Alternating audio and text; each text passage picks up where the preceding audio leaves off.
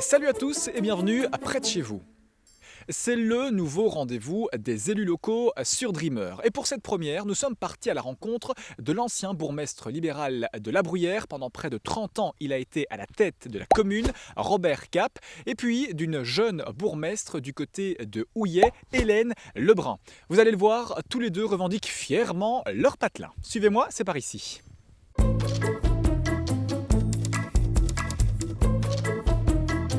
Bonjour, je m'appelle Robert Cap. Bienvenue à la commune de La Bruyère, dans laquelle j'ai été bourgmestre pendant 30 ans. Et je vous montre ici derrière moi l'endroit où j'ai passé toute cette vie de bourgmestre. Et oui Robert, merci de nous accueillir chez vous. La Bruyère est un village qui fait partie de l'entité de Rhine en Esbaie namuroise. Pour mieux vous situer, on se trouve entre Gembloux et Namur. Les Bruyérois et les Bruyéroises, comme on les appelle ici, sont environ 10 000 à peupler la commune et parmi eux, une habitante en particulier, notre championne nationale d'athlétisme Nafissatou Thiam. L'athlète de 26 ans a été sacrée citoyenne d'honneur de La Bruyère en 2016. Cette commune se démarque aussi par ses paysages agricoles wallons bien de chez nous, son église d'époque, son ancien couvent modernisé en appartements, son monument local, son affluent de la Meuse, le Houillou, ou encore ses espaces pleins de verdure qui donnent aux habitants un sentiment de bien-être absolu. Alors, Robert Cap, Hélène Lebrun, pour vous, c'est qui et un petit message à lui passer ? Tout à fait, je connais très bien Hélène parce que nous avons siégé dans différents comités ensemble. C'est une jeune personne très dynamique et je lui adresserai toutes mes félicitations pour son investissement.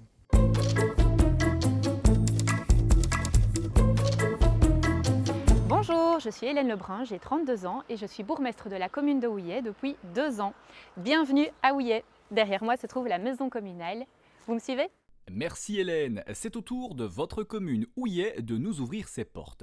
Houillet, vous y êtes déjà tous sûrement passés sans le savoir. Si, je vous l'assure, la commune de 5000 habitants est un point de passage incontournable de la descente de la Lesse en kayak. Le château de Vèves trône sous sa forme actuelle dans la localité depuis le XVe siècle. La gare de Houillet fait partie de la ligne Dinan-Bertry. Au départ de la commune, le Ravel de la ligne 150. En l'empruntant, vous vous enfoncez dans les entrailles de la Roche à travers le tunnel de Our. L'occasion aussi de découvrir le chemin de la Collyre dans la forêt domaniale de Ciernon, au pied du château royal. Alors Hélène Lebrun, Robert Cap, il m'a dit que vous vous connaissiez. C'est quoi votre lien et vous pensez quoi de Robert Cap ? Oui, tout à fait, Robert, je le connais pas spécialement bien non plus, mais je me souviens de certaines années assise à côté de lui en conseil d'administration, pardon. Et voilà, Robert avait toujours un petit mot pour plaisanter et pour rigoler, donc voilà, très agréable en tout cas. Et un petit message pour Robert, il vous en a passé un. Je lui souhaite déjà une bonne année pour commencer, une très bonne santé et encore beaucoup de projets dans son fief qu'il aime tant, je pense, et notamment avec ses proches. Le réseau social préféré est Facebook parce que c'est vrai que je commente et je partage régulièrement sur Facebook. La manière préférée de l'époque, c'était le papier. On n'avait pas les moyens de communication que nous avons maintenant. La disponibilité, travailleuse aussi. Je tenais parole et je savais quand il le fallait dire non.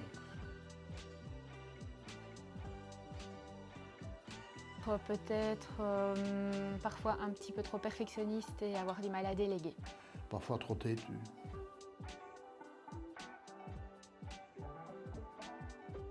En ce qui me concerne, c'est un petit déjeuner bien costaud pour affronter la journée, c'est important. La course à pied, donc le sport aussi, j'apprécie.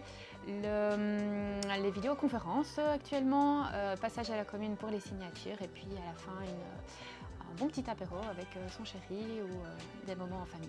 Lever relativement tôt, arriver à la commune à une heure tout à fait raisonnable, vers les 9 heures. Je travaillais jusqu'à midi, donc j'étais beaucoup présent. J'organisais aussi des permanences, surtout le samedi. Et j'avais des séances de signature qui duraient 1 heure, 2 heures. Il m'est arrivé après le boulot de repasser à la commune parce qu'à ce moment-là, au début, je travaillais encore. Je repassais signer les documents et je restais jusqu'à 23 heures à la commune, voire même plus.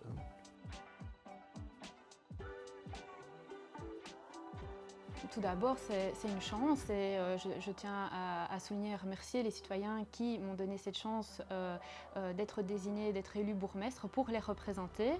Et donc, ça donne beaucoup d'énergie pour continuer à être investi dans son travail pour toute la mandature. Mais tout d'abord, c'est un sentiment qu'on n'éprouve pas au départ. On est étonné de voir que des gens appuient votre candidature. Et au départ, c'est peut-être dans la réflexion, oui, une tentative, mais quand on est élu, le raisonnement change. On dit, voilà, on doit respecter ou ne pas décevoir les gens qui vous ont fait confiance. Donc on s'investit forcément dans la chose publique pour ne pas décevoir les électeurs.